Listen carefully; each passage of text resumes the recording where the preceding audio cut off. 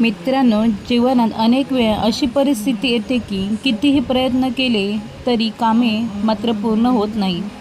नोकरी मिळत नाही, व्यवसायात अडथळे येतात, कोर्ट कचेरीतील प्रकरणे रखडतात, लग्न जमत नाही, घराचे काम अर्धवट राहते किंवा पैशाची अडचण सतत निर्माण होते. अशा वेळी मन मात्र कसते आणि कोणताही मार्ग दिसत नाही. स्वामी समर्थांनी नेहमी सांगितले आहे की भिवू नकोस, मी तुझ्या पाठीशी आहे. श्रद्धा, शबुरी आणि सातत्याने केलेले नामस्मरण मनाला धैर्य देते आणि अडचणींना सामोरे जाण्याची शक्ती वाढवते. उपाय कधी करावा?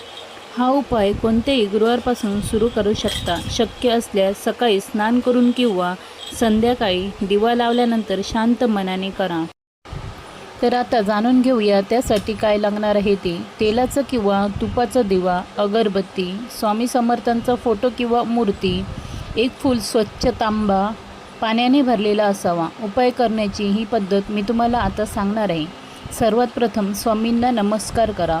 दिवा आणि अगरबत्ती लावा. डोळे मिटून आपल्या अडकलेल्या कामाची मनापासून आठवण करा. त्यानंतर 11 वेळा हा मंत्र म्हणा, श्री स्वामी समर्थ. यानंतर आपल्याला ही अशी प्रार्थना करायची आहे की हे स्वामी समर्थ, माझ्या जीवनातील सर्व अडथळे दूर कर.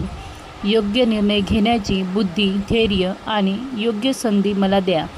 माझी अडकलेली सर्व कामे योग्य पद्धतीने मार्गाने पूर्ण होऊ दे. माझ्यावर आणि माझ्या कुटुंबावर तुमची कृपादृष्टी कायम राहू दे.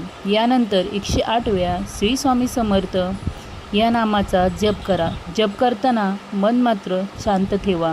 इकडे तिकडे त्यांना भरकुटं देऊ नका. पूर्ण विश्वास स्वामींवर ठेवा.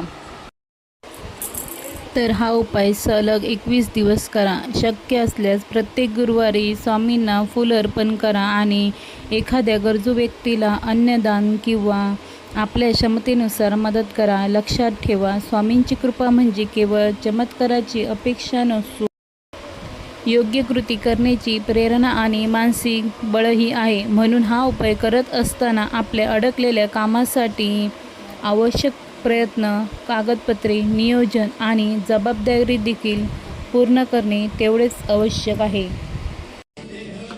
मित्रांनो, श्रद्धा, शबुरी आणि सातत्य हे स्वामी समर्थांच्या मार्गाचे खरे तत्त्व आहे. मनापासून नामस्मरण करा, सकारात्मक रहा आणि योग्य प्रयत्न सुरू ठेवा.